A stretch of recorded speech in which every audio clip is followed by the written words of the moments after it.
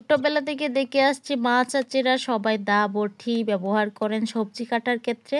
Hello guys, আজ আমি আপনাদেরকে দেখাবো এই যে লাউটা আমি একদম গ্রামের মেয়ে হয়ে কিভাবে কাটার এবং ছুরি ব্যবহার করে লাউটা সহজেই কেটে নেই।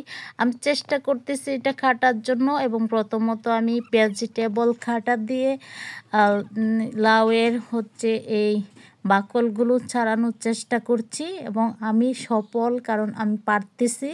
আমার কাছে তো এটা একটু কষ্ট মনে হলেও সহজ মনে হচ্ছে। আমি তো প্রথমে ভাবছিলাম আমি পারবোই না, কারণ এটা হয়তো অনেক কঠিন একটা কাজ।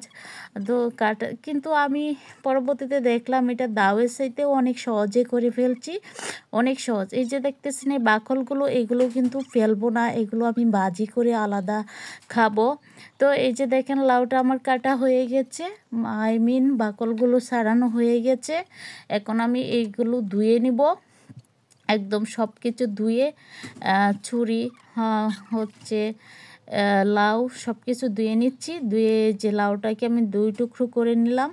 এই যে এখন কাটাকাটির ফালা। তো এখন আমি ছুরি ব্যবহার করে এটা কাটবো। এই যে দেখেন আমি টুকরো টুকরো করে নিচ্ছি। আমার স্লাইস অনুযায়ী আমি টুকরো করব, আপনারাও আপনাদের স্লাইস অনুযায়ী এভাবে টুকরো করে নিতে পারেন। আর লাউটা প্রথমে মনে হয়েছিল অনেক কচি, কিন্তু পরবর্তীতে দেখলাম কাটার পরে অনেক বড় বড় বীজ হয়ে গেছে। তো যাই হোক, তারপর লাউটা অনেক কোমল এবং নরম। আর আপনারা সবাই জানেন সব কিছুর মধ্যে লাউ অনেক কোমল এবং নরম হয়ে থাকে।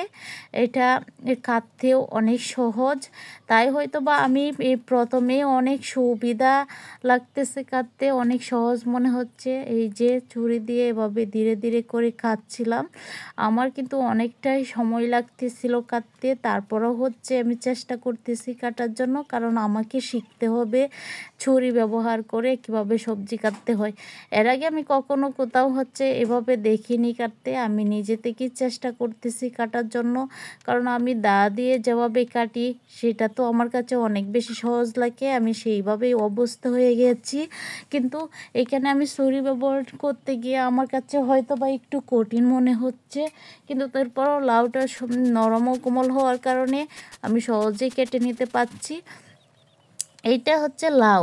লাউ যেহেতু নরম ও কোমল, আমি সহজেই কাটতে পারতেছি। কিন্তু পরবর্তী ধাপে হয়তো বা যে কঠিন কঠিন বিষয়গুলো আসবে, যেমন আলু গিয়ে স্লাইস করা, আলু কাটা, কিংবা আলু ভাজির জন্য কাটা রেডি করা, এগুলো। এই তো দেখুন আমার লাউটা কিন্তু কাটা শেষ হয়ে গেছে। এতক্ষণ আপনারা দেখছিলেন যে আমি যে চ্যালেঞ্জটা নিয়েছি লাউ কাটার, সেটা কিন্তু প্রায় খেটে শেষের দিকে চলে আসছি। একটু টুকরো টুকরো করে এই যে দেখেন আস্তে আস্তে হয়ে গেছে। আমার কাছে কিন্তু অনেকটা বেশি সময় লাগছে, যেহেতু আমি এর আগে কখনো এই বিষয়ে অভ্যস্ত নই। তাই আমার কাছে হয়তো বা এটা একটা চ্যালেঞ্জ। আপনারা অনেকে ভাবতে পারেন এটা আবার এমন কি যে এটা মানুষকে দেখাতে হয়। হ্যাঁ, আমি গ্রামের মেয়ে, আমি তো এই সকল কাজে অভ্যস্ত নই। তো আমার কাছে এটা অনেক বড় চ্যালেঞ্জ ছিল। তো সহজ একটা কাজ দিয়ে শুরু করলাম।